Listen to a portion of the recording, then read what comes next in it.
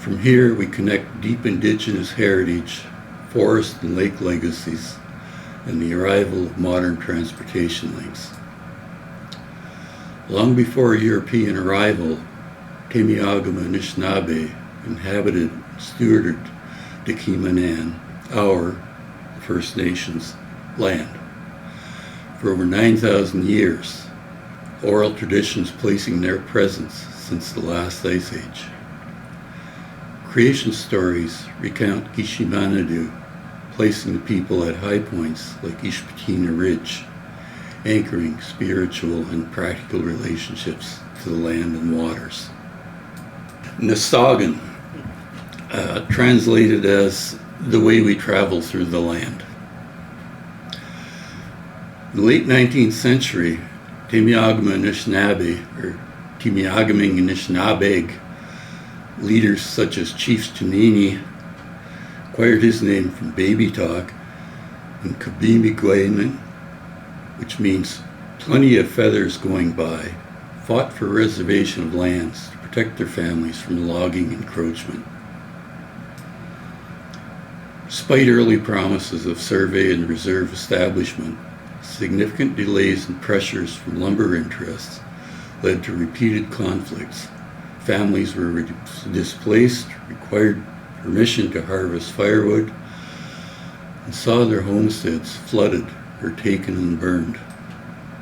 In 1971, after almost a century of negotiation, a small reserve was formally recognized on Bear Island. The larger land claim for tens of thousands of square kilometers remains unresolved and has led to legal actions, including cautions registered in 1973 and a Supreme Court decision in 1991 acknowledging breaches of fiduciary duty. Throughout the centuries, Teme-Augama Anishnabai maintained cultural practices, seasonal fishing, hunting, gathering medicines, ceremonies at sacred sites such as Maple Mountain, Jipajing, the place where spirits go, so regarded as a powerful spiritual place within their realm. Traditional knowledge of forests, waters, and geology shaped their stewardship, recognizing forest succession after fire, mapping canoe routes across lakes, understanding bedrock features. These ancestral teachings now influence modern conservation efforts in the White Bear Forest and beyond.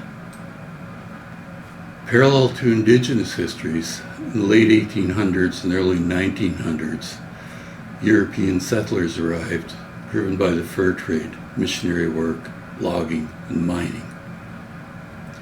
Commercial boat service developed on the lake, with steamboats shipped in via the railway. The boats carried lumber, supplies, and visitors to the emerging camps and lodges.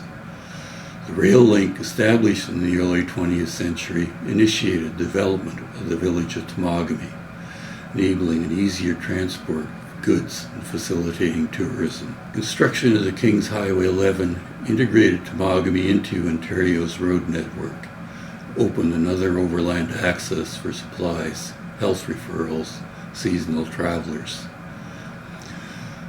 Anishinaabe Moan community is Udnan, which means place of the town, a term which includes the notions of the heart of, central fires, and clan families. Place evolved as timber, tourism, and mining drew people to the north, and now we find ourselves trying to balance traditional land use with the resource extraction economy. Historic photographs document early logging camps on lake shores, steamboat docks, and first automobiles arriving via the highway. While infrastructure brought economic opportunities, it also posed threats to ecological and cultural sites, prompting evolving planning approaches to minimize impacts on forests, waterways, and places of significance to the Temagami Anishnabai.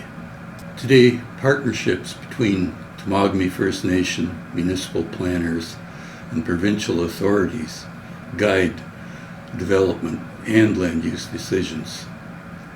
Collaborative planning seeks to protect cultural heritage, archaeological sites, sacred locations, and traditional use areas, while supporting essential services such as healthcare access, sustainable tourism, lodges, and supply chains along Highway 11. Seasonal maintenance of the highway, winter snow clearing, spring repairs remain vital for community connectivity and visitor safety. Modern Temagami reflects layered histories: Indigenous occupancy and stewardship, resource-based settlement, and evolving tourism and conservation economies. The King's Highway enabled growth of lodges and services, yet current approaches emphasize respectful coexistence, engaging Teme-Augama Anishnabai knowledge keepers, environmental assessments, cultural interpretation at heritage sites, and joint stewardship initiatives, ensuring that road expansion or maintenance do no harm ecologically sensitive areas or culturally significant areas. As part of ongoing reconciliation, travelers are encouraged to learn about Teme-Augama Anishnabai history. This extended history reminds us that Temagami's story is not only about logging camps or highway construction, but about an enduring Indigenous presence, land stewardship, and evolving partnerships. In Anishinaabe Moan, we honor these truths as Kikino Amaguinan, or teachings, shared for the benefit of all. By recognizing the Teme-Augama Anishinaabe's deep ties to this land, we deepen our connection and responsibility to care for Temagami, the geographical area that the Anishinaabe refer to as the Miikanan, which means our Teme-Augama Anishnabai land. Miigwech. Thank you for listening and reflecting on these intertwined stories. Scan next for Point 7, Cassels Lake, Montreal River route history, and White Bear Forest, where we continue exploring how waterways and forests shape the lives of past and present generations.